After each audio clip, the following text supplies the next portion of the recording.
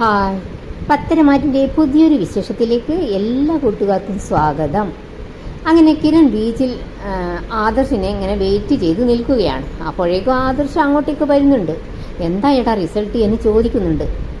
അപ്പോൾ കിരൺ പറയുന്നുണ്ട്, ചന്തുമോൾ നിന്റെ കുഞ്ഞല്ല. അത് കേട്ട് ആദർശ് പറയുന്നുണ്ട്, അതിൽ അതിശയമൊന്നുമില്ലല്ലോ, അത് അറിയാവുന്ന കാര്യമാണല്ലോ. റിസൾട്ടിൽ അബിയാണോ കുഞ്ഞിൻ്റെ അച്ഛൻ? അന്നേരം കിരൺ പറയുന്നുണ്ട്, അതെ, അബി തന്നെയാണ് കുഞ്ഞിൻ്റെ യഥാർത്ഥ അച്ഛൻ. അത് കേട്ട് വല്ലാതെ ഞെട്ടുന്നുണ്ട് ആദർശ്. എന്നിട്ട് കിരൺ പറയുന്നുണ്ട്, ഇതിൻ്റെ പിന്നിൽ എല്ലാ കളികളും കളിച്ചത് അവനാണ്. അനഘ എന്ന പെൺകുട്ടിയുടെ വീട്ടിൻ്റെ ഭിത്തിയിൽ നിന്റെ ഫോട്ടോ തൂക്കിയത് അവനാ. എന്നിട്ട് അവിടെയുള്ള ആൾക്കാരെ കൊണ്ട് ഇത്രയും സീനും ഉണ്ടാക്കിയതും എല്ലാം അവൻ്റെ ബുദ്ധിയാ. അത് കേട്ട് ദേഷ്യത്തോടെ ആദർശ് പറയുന്നുണ്ട്, ഇന്നവനെ ഞാൻ ശരിയാക്കും. പിന്നീട് കിരൺ പറയുന്നുണ്ട്, അനന്തപുരി തറവാടുമായിട്ട് അവനും ഒരു രക്തബന്ധവുമില്ലല്ലോ, അതുകൊണ്ടാണ് അവനും അവൻ്റെ അമ്മയും ഒക്കെ ഈ രീതിയിൽ ചിന്തിക്കുന്നത്. അങ്ങനെയുള്ള ഒരുത്തനെ തറവാട്ടിൽ നിന്ന് വെളിയിലാക്കിയാലും ഒരു കുഴപ്പവുമില്ല എന്ന് പറയുന്നുണ്ട് കിരൺ. അപ്പോൾ ആദർശ് പറയുന്നുണ്ട്, എല്ലാം എൻ്റെ തലയിൽ കെട്ടിവെച്ചിട്ട് അവൻ അവൻ്റെ ഭാര്യയെ വിളിക്കാൻ പോയിരിക്കുകയാണ്. ഇപ്പോൾ രാജാവിനെ പോലെ തലയുയർത്തി അവൻ നിൽക്കുന്നത്. ഇത്രയും വലിയ തെറ്റ് ചെയ്തവനാ. എന്നിട്ട് ആ പാവം കൂടി എൻ്റെ തലയിൽ കെട്ടിവെച്ച്.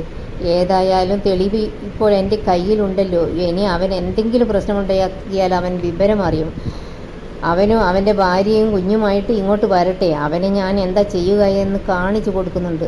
അത് കേട്ട് കിരൺ പറയുന്നുണ്ട്, നവ്യയുടെ ജീവിതത്തെപ്പറ്റി നീ ആലോചിക്കണം.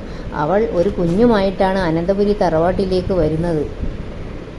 അബിയെ നിനക്ക് എന്ത് വേണമെങ്കിലും ചെയ്യാം, പക്ഷേ അതിലൂടെ കരയാൻ പോകുന്നത് നവ്യയാണ്. അപ്പോൾ ആദർശം പറയുന്നുണ്ട്, ഇപ്പോഴത്തെ അബിയുടെ സ്നേഹം കണ്ടിട്ട് അവൾ ഇപ്പോൾ വലിയ സന്തോഷത്തിലാണ്. അന്നേരം കിരൺ പറയുന്നുണ്ട്, അവനൊരു കുറുക്കനാ. അവൻ്റെ ഭാഗത്ത് തെറ്റ് മറക്കാൻ വേണ്ടിയിട്ട് നവ്യയെ അടുപ്പിച്ച് നിർത്തിയിരിക്കുകയാണ് അവൻ. ഏതായാലും നീ നിൻ്റെ യുക്തി പോലെ ചെയ്യും, ഇതൊരു കൂട്ട തകർച്ചയ്ക്ക് കാരണമാകരുത്. അന്നേരം ആദർശ് പറയുന്നുണ്ട്, എന്തായാലും എനിക്ക് ഈ കാര്യം മുത്തശ്ശനെ അറിയിക്കാതിരിക്കാൻ കഴിയില്ല.